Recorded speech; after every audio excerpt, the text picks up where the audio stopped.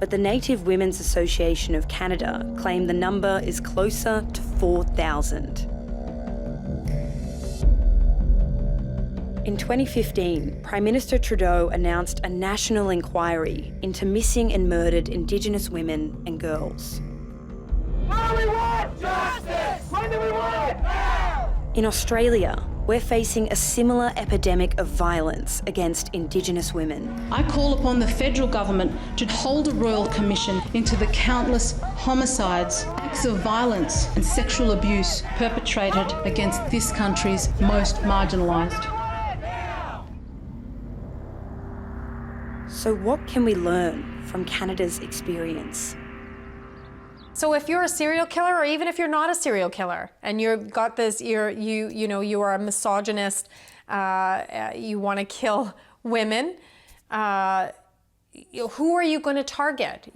First Nations politician Tina Fontaine has been supporting families of missing and murdered Indigenous women for years. There was such inaction in respect of files for missing and murdered Indigenous women and girls that people thought they could just kill with impunity. We're learning more about the 15-year-old girl found murdered in Winnipeg over the weekend. On Sunday, police pulled Fontaine's body wrapped in a bag from the Red River. It took one case, the death of this 15-year-old schoolgirl, Tina Fontaine, to really make the country stop and take notice of Canada's black eye. There's Tina. Tina was raised in this house by her great-aunt Thelma. She loved playing with her young cousins and wanted to be a social worker. And that's the picture I say good morning to. Oh, she was an awesome little girl. She was always so happy, very, very good in school. She was smart. Tina had recently started secondary school. As a reward for good grades, she went on a trip to visit her biological mum in Winnipeg. Within a month, she was reported missing, and one night was picked up by police. Her name came up, red flag, that she was missing. But they still, and she was intoxicated, and they still let her go. And she didn't even look to be 15, she looked to be about 12 years old. Soon after, she vanished. 16 months after the body of 15-year-old Tina Fontaine was pulled from the Red River, Winnipeg police have made an arrest. Raymond Joseph Cormier has been charged with second-degree murder in the death of Tina Fontaine. In 2018, Tina Fontaine's alleged killer will face trial. Compared to some of these thousands of cases that we're seeing around Canada, Tina's case has made an impact. That's what I don't understand, why it had to take Tina's death to open up everybody's eyes. Unlike many other Aboriginal families, Thelma has some sort of closure. But that doesn't make her grief any less raw. My girl was going to be something. She was going to make something of herself, of her life. But she did it in death. She opened the doors for everybody.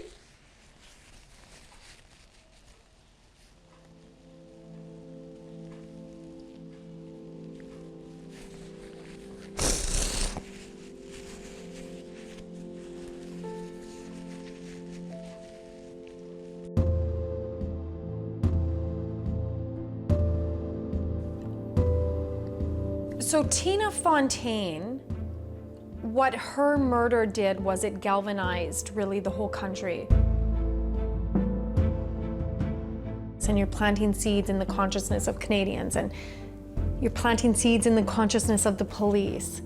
And then all of a sudden, here was this little baby who physically was so small, looked so fragile, was literally put in a garbage bag and thrown into the river.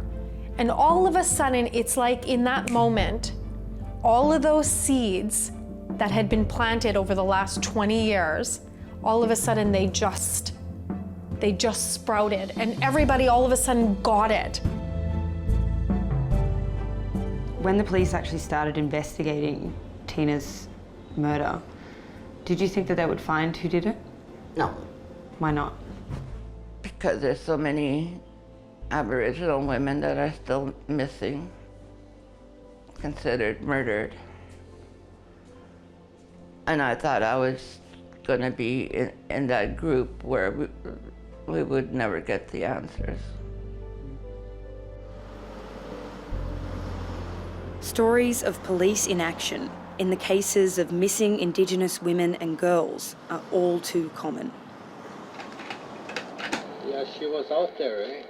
She was out there, yeah, that's what I heard. She was out here. Jennifer's dad, Wilfred, has given up his job as a drug and alcohol counsellor, dedicating all his time to the search for his daughter. And you remember clearly it was Thursday, eh?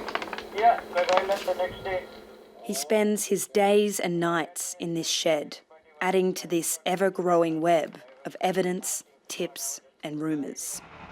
9 years I've been working here 24/7 and trying to piece together a puzzle regarding my daughter Jennifer. Yeah. When did you actually first start working on all of this? When I found out that the police brushed off my wife, and so I went on my own. And I told my wife then that I think we're on our own, I told her.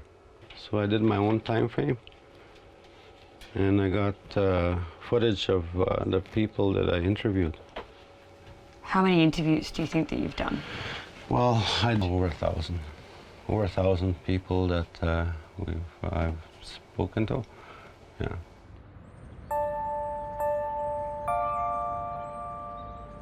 Jennifer's cousin and uncle may have been the last people to see her alive. They told Bernice they dropped her off on a highway in the middle of nowhere. What happened after that, no one has got to the bottom of. I went to the police, and the young officer's there. I said, I want to report my daughter missing. When did she go missing? I said, I heard from her Thursday. I said, I haven't heard from her since. How old is she? She just turned 18. I said, she just turned 18 on Thursday. And he said, oh, she's on a drunk. Just give her a week, he said. And I said, you don't even know her. You don't know her to talk like that. Do you think it had anything to do with racial stereotyping? It seems that every Native is you hear comments, they're no good for nothing, they're bums, they're nothing but drunks and lowlifes, and and that's the officer's job. That's his obligation to take a statement, and he didn't do that. Instead, he made a judgment call. You're Aboriginal. She's just out partying. She's on a drunk. Bye. Like, who cares? We've heard a number of stories, including the Catcheways, where they've gone to report someone missing and the police haven't taken action. They say the police told them to come back in a week and they might be out drinking. The families believe this would only happen to an Indigenous family. What I can tell you is I personally have spoken to the investigator that the Catcheways have made that allegation against. That investigator has stated that he never made that comment. That investigator himself is an Indigenous male RCMP officer. It's clear there's two versions of events, the police's version and the Catcheways' version, so it's hard to know what was really said. But Bernice claims the police failed to take action soon enough. What are you doing to combat racism in the Manitoba RCMP? We have online mandatory courses for not only racism, but like Aboriginal awareness for officers and conduct, so that members are aware that there is ramifications for any sort of behavior that would, if a member is racist, we want to know about it immediately because we wouldn't tolerate it. Manitoba has one of the highest numbers of missing and murdered Indigenous women. Why do you believe that's so? I think it's the exploited persons. They leave their remote communities. They come down to a big city, And I really believe that they fall victim or prey to the lifestyle of a big city. And as society, not only just police, we have to be better and give them some sort of support, because I do feel I think they get lost when they come to the city.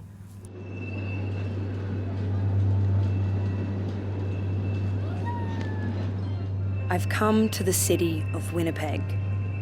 It's a hotspot for violence against Indigenous women. It's on these streets that Tina Fontaine and many other Indigenous girls met their end. Okay, so radio's up. Check. Go. The problem has got so severe, this community patrol has taken it upon themselves to comb the streets looking for missing women and girls. So, and again, this is the north end of Winnipeg. It's we're 75% Indigenous here.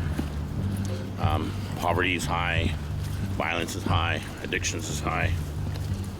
It's Saturday evening, and I joined James Favel and the Bear Clan to patrol the streets of the north end of Winnipeg. And they said that they were having problems with squatters here, so they asked us to come. The work of this Indigenous patrol is hands-on. So we've got a needle cap for the syringe. Filling the gaps in policing in one of Canada's most notorious neighbourhoods. Once a criminal, James is now a community hero. I'm a trucker by trade. Before that, I was a bouncer for most of 10 years. University educated in the 90s. 4 times convicted felon by the time I was 34. And when Tina Fontaine's body was found, that was when I had enough. My wife, my family, my community, they all wanted more. So we were thinking about more boots on the ground, a direct approach. So it was kind of born out of, a case of murdered and missing women, really? Absolutely, yes. That one, yeah, in response to violence against women, 100%. Hello! We got fruit, we've got licorice. She's got licorice, oh, she's coming now. Part of the Bear Clan's role is to check up on the many vulnerable women in the community. James, I'm going through the fields. Look at that.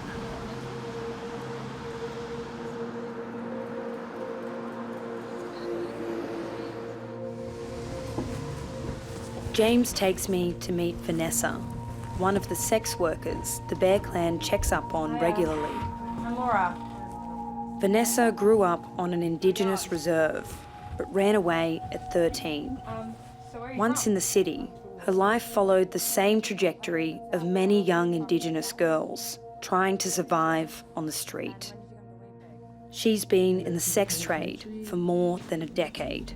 Why were you running away from the reserve? I guess it had to do with family issues. A lot of stuff happened as a kid. I grew up with a lot of, the sickness that came along with the residential schools and stuff. So that was passed on, from generation to generation, like the sexual abuse and the drinking and stuff. So. Have you ever had any bad customers? Yes, I have. Can you tell me about them? I was raped and stabbed. In 2007, I think. Do you hear about other women who who are on the streets as well, who have experiences like that? I know a lot of the murdered and missing women. My friends. Claudette Osborne was one of them. Tess was another one. So I knew a lot of the girls. How many girls do you know have gone missing? I know them all, pretty much.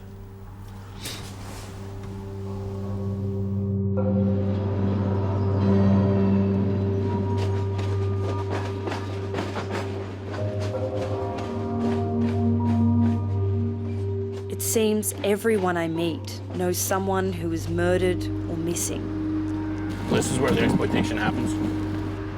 As night falls, James takes us to a different part of the North End, an industrial area. They used to go missing from here, and this is why we're here. Why this area? It's dark and desolate. Hi, I'm Laura. Nice to meet you. I'm Jennifer. As I stand with her, cars circle, like sharks. Are you out here all night tonight? I was gonna stay until I could possibly get at least $20 just to get some milk in my fridge and some coffee or whatever. It's pretty cold out here to be standing on the corner. I'm gonna put my sweater on. Also, you're not in the cold, in the wind. Yeah.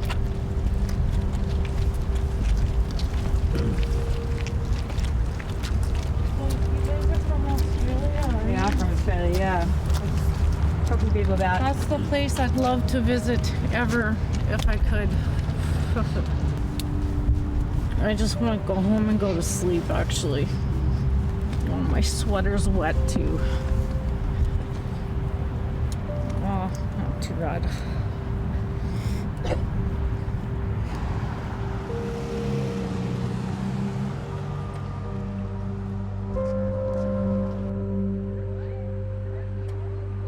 It all goes back to this kind of colonial narrative of Indigenous women being less than and unworthy and disposable.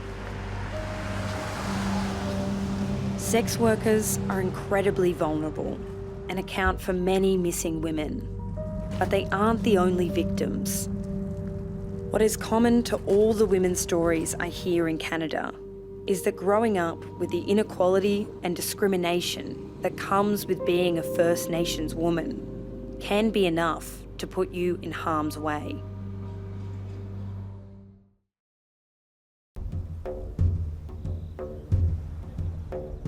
Jennifer and Vanessa, like many Indigenous women, are originally from First Nation reserves, far from the city centres.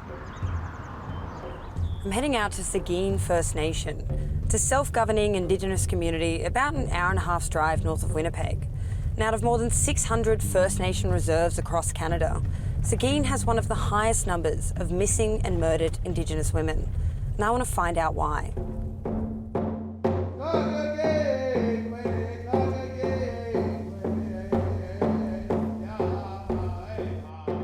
The community has invited me to their meeting place, Turtle Lodge.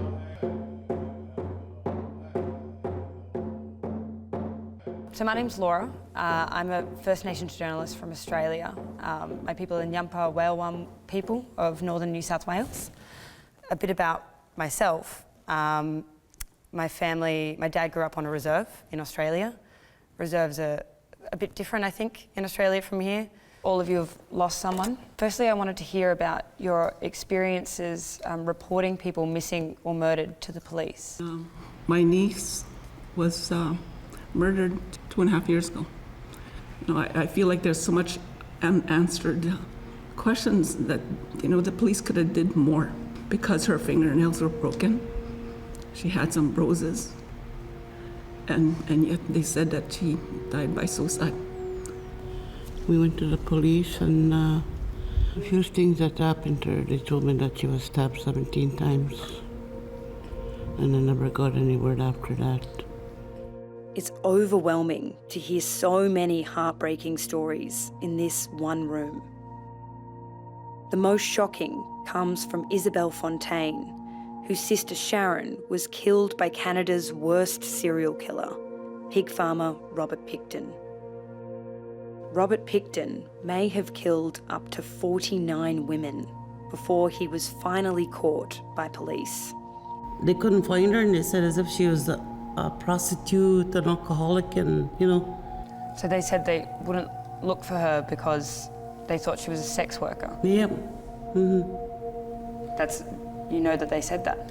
And how they found her is through Takesha's fingernail, DNA. Where was that found? At the Pickton farm. They said she was tortured by the pigs ate her, and all they found was the fingernail.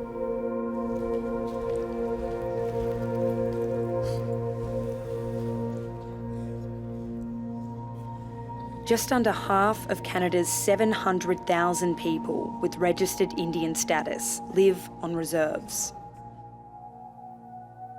There is racism in the police. Chief Hart is working with the inquiry, travelling to reserves around Manitoba. He takes me through some of the social issues that lead to the shocking statistics. You can go into any home and You know, there's 15, 20 people living in a house. You don't have to go too far from here where, you know, we have people living in homes that are condemned. There's no proper infrastructure. The problems here, such as overcrowding, poverty, and lack of resources, are strikingly similar to many Indigenous communities I've seen back in Australia. Chief Hart says these conditions force women and girls out of their homes and into danger. And, you know, they get caught up in everything, you know, they get caught up in those social problems that are out there. We're seeing, you know, how our women and men are going missing because of that. First Nations people here and across Canada carry a heavy load, with poverty, discrimination, and generations of dispossession. It leads to a kind of multi-layered trauma that Indigenous people in Canada and Australia live through every day. 7-1, that's me, Mark here. 1 from 11, that's affirmative. Probably give you a good vantage point. Winnipeg police say they're working hard to be part of the solution. Here, there's a small, specialised unit of police dedicated to solving the mystery of this city's missing women. How many cases of missing women are you usually dealing with at any one time? Every day we have between 120 to 150 missing person cases. How many of the cases, if you had to guess, would be Indigenous women? I would say at least 90-95% of the cases. Over 60% of children in First Nation reserves live in poverty. It's one reason many Indigenous girls end up in foster homes in cities like Winnipeg.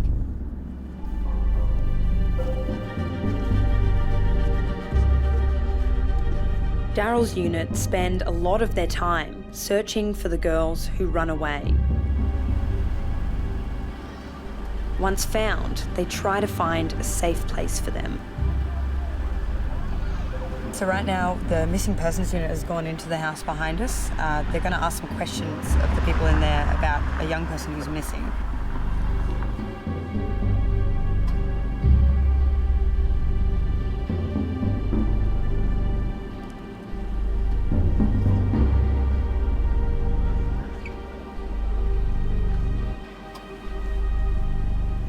What can you tell me about the young girl that we've just picked up? So she's a 16-year-old, she's Indigenous, she's starting to appear more on our radar as a child in care that's running away on a regular basis.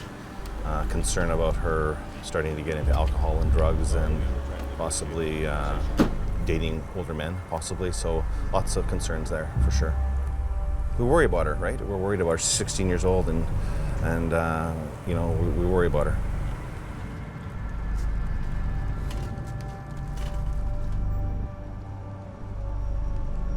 Daryl's unit is also responsible for monitoring the city's rampant sex trade. These women are referred to as exploited women rather than sex workers, to recognise that being on the streets is usually not a choice. In 2015, Canada introduced a national law making it illegal to buy sex. Instead of arresting the victim, the police now arrest the paying perpetrator. These men are called Johns. We started this in 2015 when we formed the team. Actually, before the legislation changed, we realized that we couldn't just arrest away our problem. But it's a complicated situation.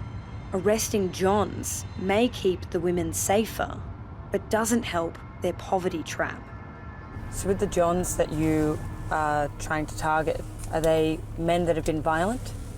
No, we get all varieties. We have identified men who this is their first time out here, they've never done it before, to the ones who are possible suspects for homicide investigations.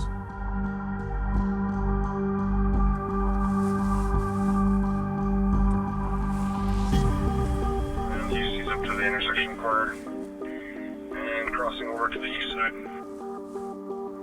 Waiting silently in a car nearby, we watch a transaction being made. Yeah, she's up to this vehicle here now. He's approaching Chevy Silverado.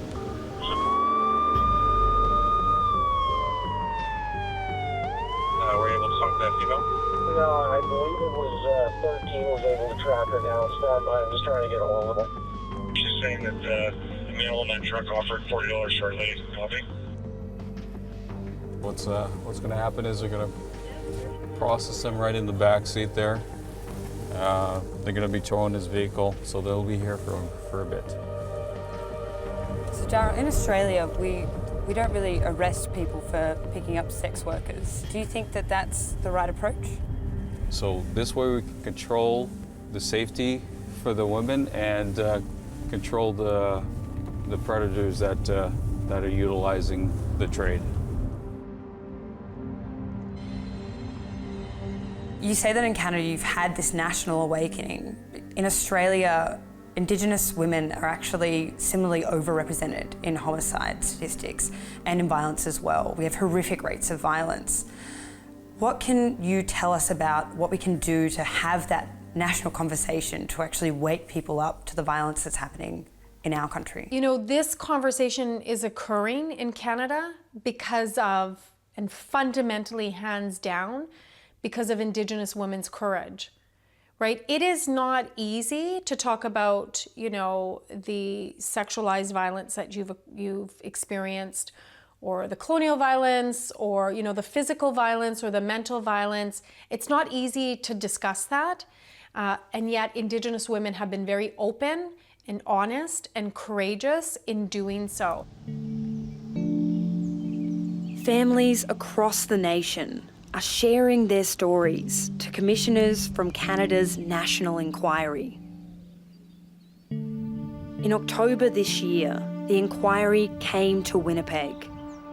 88 families testified and 50 missing women's stories were heard, including the Catcheways.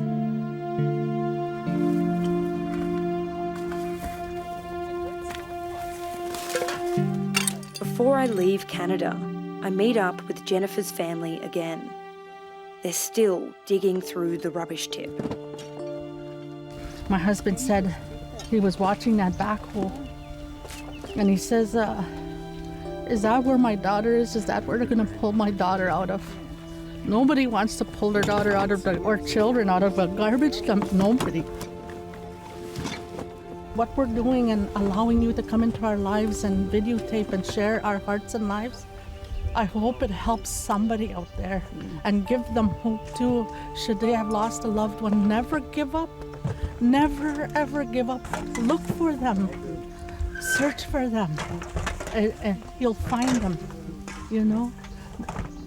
Native Indigenous people are resilient. We're strong.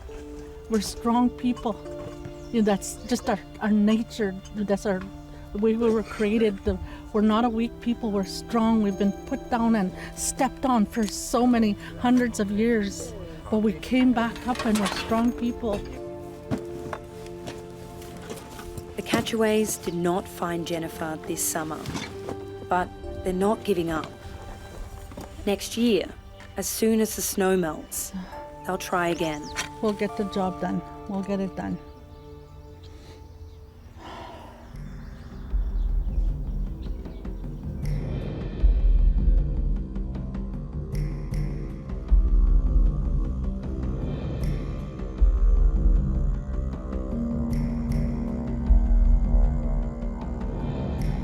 If you or someone you know is affected by the issues raised in this program, support is available.